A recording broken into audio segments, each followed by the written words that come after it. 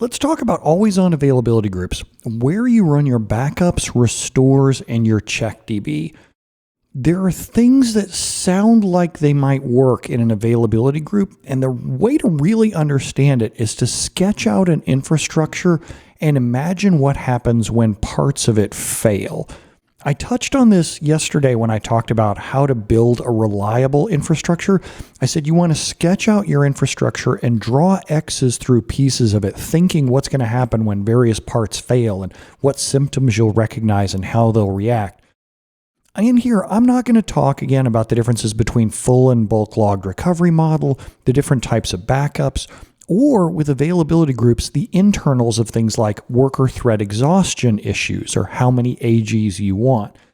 I'm going to keep things really, really simple just to focus on the problems with backup and restore on an availability group. I'm going to give you a client, and I'm going to say you have to design an infrastructure that's going to endure several different kinds of emergencies. The client is a factory. And for example, let's say that they build transmissions for cars. The way that modern just-in-time manufacturing works is that a car maker will say, I need 400 transmissions on the loading dock, and you've got an hour to get them there. These local companies, say, that make transmissions, will go through and immediately assemble the last 400, put them on a truck, and shove them into the factory. This way, the car factories, the car manufacturers, don't have to keep such a huge inventory. They can buy things just when they need them.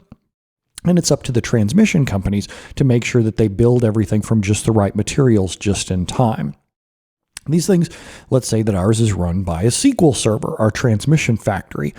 And when one of the big automakers places an order with us, that order goes into the database and it has to be up. Here's what our business has sketched out for our RPO and RTO. For high availability, in the event that one server goes bump in the night, I don't want to lose any data and I don't want to be down for more than 1 minute. You can use, as you're sketching through this, your high availability and disaster recovery chart. So you can go see what meets 0 data loss and 1 minute failover. These are what your options are to choose from inside there. I'm not going to tell you which one to sketch out. That's going to be your architecture design here in a minute. Second, for disaster recovery, whenever I lose a data center or when I lose the SAN, I need to be able to fail over within an hour, losing up to an hour's worth of data. That's actually pretty luxurious, but remember, if I lose my entire factory, I probably have bigger problems. I do need the data available somewhere else because I have another factory nearby. I'll shift production over there, but I have an hour in order to do it. In the event of corruption, I don't want to lose more than 1 minute of data, and I don't want to be down for more than 1 hour. In the event of an oops query, if Bobby just accidentally drops a table or whatever, I don't want to lose more than 1 minute of data, and I don't want to be down for more than an hour. For this, I don't need you to design out how you're going to meet the oops queries in the sense of whether you're going to use Lightspeed or Apex SQL Log Reader in order to decipher it. But you have to have the tools ready. You have to have like the backup and recovery infrastructure so that you can meet this goal. Now, the first catch that you have is that if we miss our RPO and RTO, if we're not able to meet that recovery point objective and recovery time objective, we actually have to pay a check. We have to pay our customer if we miss their deadlines, because I'm going to be stopping their assembly line if I can't drop transmissions in time at their door. Money's no object here. Whatever it takes to build a reliable infrastructure, we can do.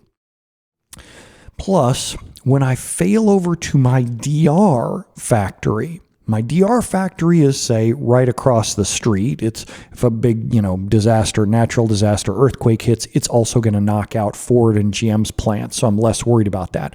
But if I lose my data center inside the main plant and I fail over to the other data center, I need the same protection in my DR data center.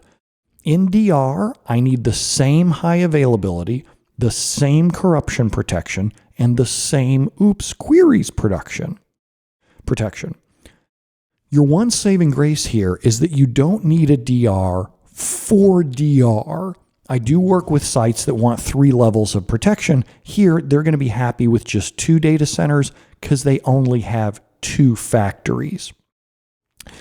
In your design, you don't have to sketch out how large the servers are, like how many cores they are.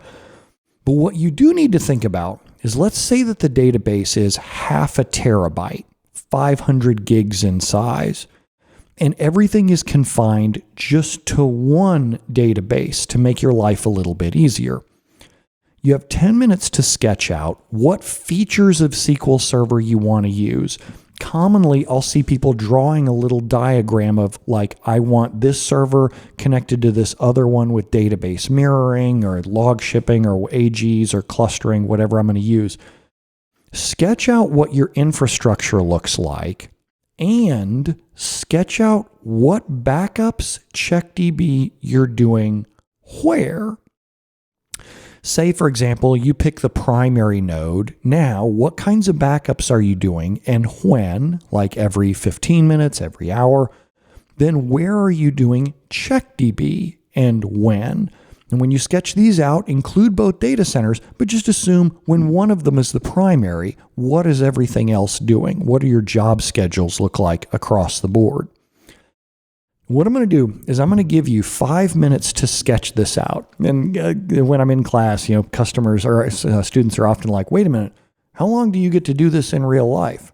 Well, usually like a day or two. You're going to make us do it in 5 minutes? Yeah. So what you're going to sketch out is rough ideas of what your infrastructure would look like. I'm going to give you 5 minutes to do it. If you have any questions, feel free to type them in the questions pane. Otherwise, I will see you guys back here in 5 minutes, and we'll just start right up in 5 minutes.